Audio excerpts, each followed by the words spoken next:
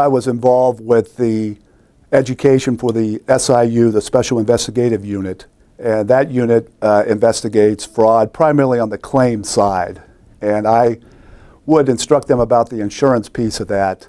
Most of the SIU investigators in the industry come from a law enforcement background or some type of security background. The majority of them that I've encountered, at least, do not have an insurance background.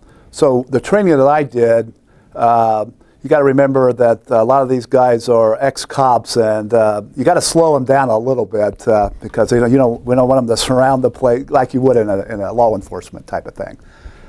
And again, they don't know the insurance part of it. So I would guide them. They would come to me and say, hey, I got this, this, and this. I would guide them and say what the coverage would apply, how it applies, what you really should go to, what you should investigate, things of that nature. Anytime that I left, as I described my jobs, I've had several of them, I always tried to leverage a certain amount of knowledge. I wasn't starting all over. I took that knowledge, that skill set, and that technical skill set to go to another area. So I just always was attracted to learning something new.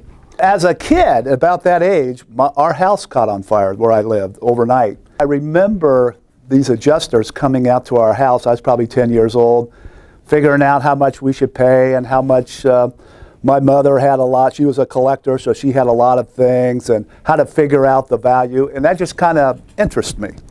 Insurance really is a industry of relationships. No matter what your job is, especially if you're dealing with the sales function with the agents, whether they be exclusive or independent agents, it's an area of relationships. And that's where I think is the fun part, because you meet a lot of people.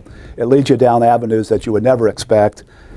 And as I described just my own career and some of the other opportunities, if you got into one area, there are opportunities in other areas. So it's a good area. It's a great industry.